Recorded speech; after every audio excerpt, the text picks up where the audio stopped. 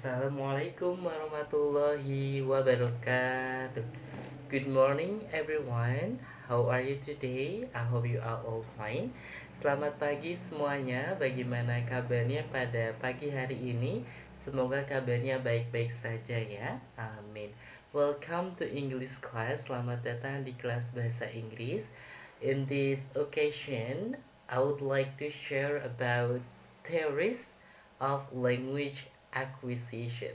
Jadi pada kesempatan kali ini saya akan berbagi tentang teori-teori ya terkait dengan language acquisition.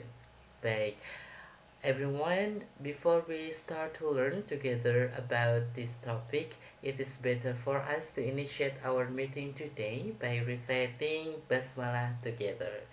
Bismillahirrahmanirrahim. Thank you very much. Baik, kita lanjut ya to the next slide.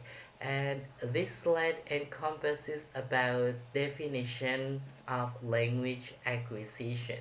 Jadi untuk slide yang ini terkait dengan pengertian atau definisi dari language acquisition. Baik, what is language acquisition? According to elanguages.com, first, language acquisition refers to the way children learn their native language. Second, language acquisition refers to the learning of another language or languages besides the native language. Baik, jadi untuk definisi ini, I took this definition from a certain website that was called elanguages.com ya. Jadi untuk definisi dari language acquisition ini saya ambil dari sebuah website ya, yaitu elanguages.com. Baik, menurut elanguages.com ya, penguasaan bahasa pertama itu mengacu pada cara anak-anak mempelajari bahasa ibu mereka ya. Dan untuk akuisisi bahasa kedua ya, mengacu pada pembelajaran bahasa atau bahasa lain selain bahasa ibu mereka atau native language mereka. Baik, saya ulangi ya, untuk definisi dari language acquisition yaitu menurut elanguages.com, penguasaan bahasa pertama atau first language acquisition itu mengacu pada cara anak-anak mempelajari bahasa ibu mereka ya. While second language acquisition, sedangkan untuk penguasaan bahasa kedua ya atau akuisisi bahasa kedua anak-anak itu mengacu pada pembelajaran bahasa atau bahasa lain selain bahasa ibu mereka. We move to the next slide, and this slide is about the theories of language acquisition. Yeah, so this slide is the main topic ya, atau main content ya about this topic. Well, untuk teori yang pertama ya, for the first theory, it is innateness of hypothesis ya. Jadi untuk teori yang pertama itu disebut sebagai innateness of hypothesis ya. Innateness of hypothesis claims that babies are born with the knowledge that languages have patterns and with the ability to seek out and identify those patterns. Jadi untuk teori yang pertama atau innateness of hypothesis itu mengklaim ya bahwa bayi itu dilahirkan dengan pengetahuan bahwa bahasa itu memiliki pola serta dengan kemampuan untuk mencari serta mengidentifikasi pola tersebut. Begitu. Saya ulangi ya. Untuk teori yang pertama disebut dengan innateness of hypothesis. Teori ini mengklaim bahwa bayi itu dilahirkan dengan pengetahuan bahwa bahasa itu memiliki pola dan dengan kemampuan untuk mencari serta mengidentifikasi pola tersebut. Begitu. Kemudian we move to the second theory, and for the second theory it is imitation theory. Jadi untuk teori yang kedua yaitu dikenal dengan imitation theory, begitu, atau teori imitasi ya. Imitation theory claims that children learn language by listening to the speech around them and reproducing what they hear. Jadi untuk teori imitasi itu mengklaim bahwa anak-anak belajar bahasa dengan mendengarkan cara berbicara orang lain yang ada di sekitar mereka serta mereproduksi apa yang mereka dengar. Begitu, jadi diimitasi ya atau ditiru. Baik, saya ulangi ya. Untuk teori yang kedua dari language acquisition disebut dengan imitation theory atau imitasi teori ya. Teori imitasi. Untuk teori ini mengklaim bahwa anak-anak itu belajar bahasa dengan mendengarkan cara berbicara orang lain yang berada di sekitar mereka dan mereproduksi apa yang mereka dengar. Seperti itu. We move to the third theory ya, and it is called reinforcement theory. Jadi untuk teori yang ketiga dari language acquisition dikenal dengan reinforcement theory. Seperti itu.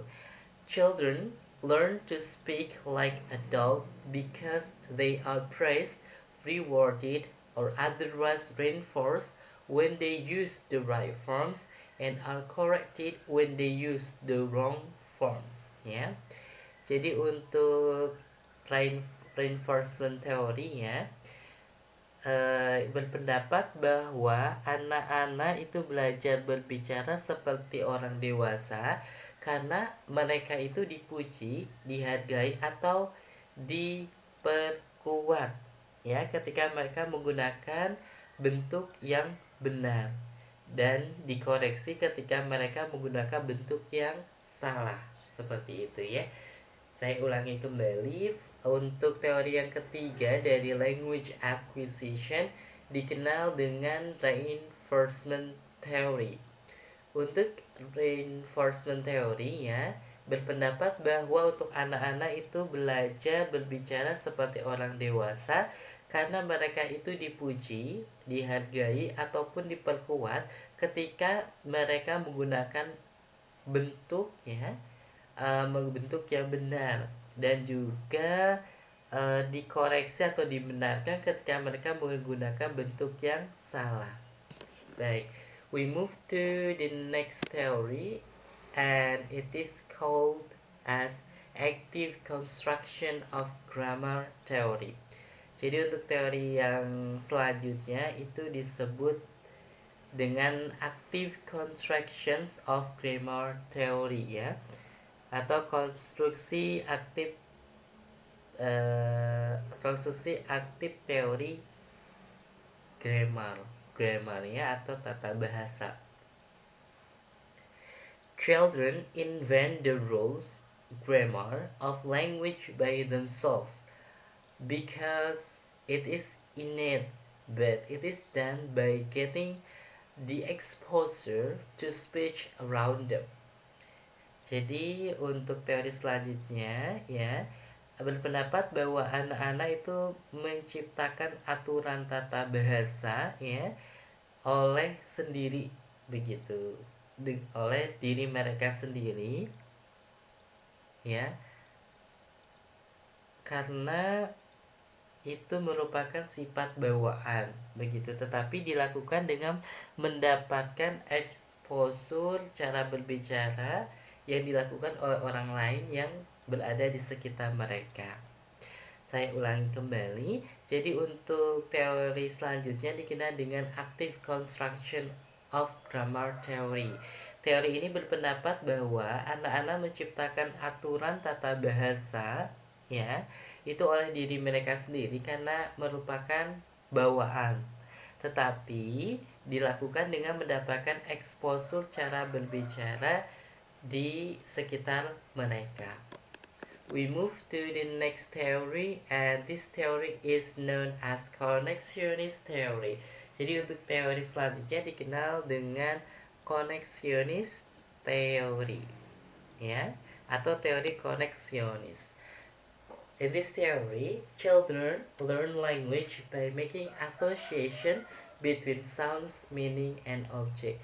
Jadi untuk teori ini, ya, di dalam teori ini itu anak-anak belajar bahasa dengan membuat association atau asosiasi atau hubungan antara suara, makna, dan objek. Saya ulangi kembali, untuk teori selanjutnya dari teori language acquisition dikenal atau disebut dengan connectionist theory ya. Teori connectionist ini percaya bahwa anak-anak belajar bahasa dengan membuat asosiasi atau hubungan antara suara, makna, dan objek. Seperti itu.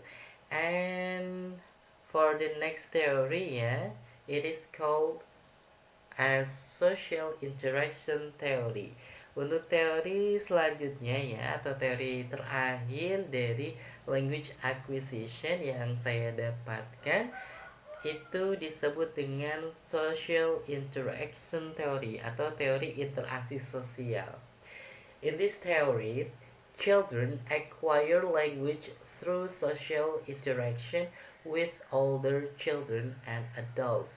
Jadi di dalam teori interaksi sosial ini ya, anak-anak itu memperoleh atau mendapatkan bahasa melalui interaksi sosial dengan anak-anak yang lebih besar ya, older children, dan juga adults atau orang dewasa.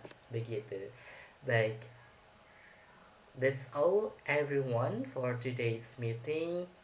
I thank you very much for joining this meeting ya. Hanya itu yang bisa saya sampaikan pada pertemuan kali ini. Saya mengucapkan terima kasih sekali telah bergabung di kelas bahasa Inggris. And we close our meeting today by reciting Hamdalah together. Alhamdulillahirabbil alamin. I do hope you can gain many benefits from this meeting ya. And thank you very much. Wassalamualaikum warahmatullahi wabarakatuh. See you on the next topic and good luck.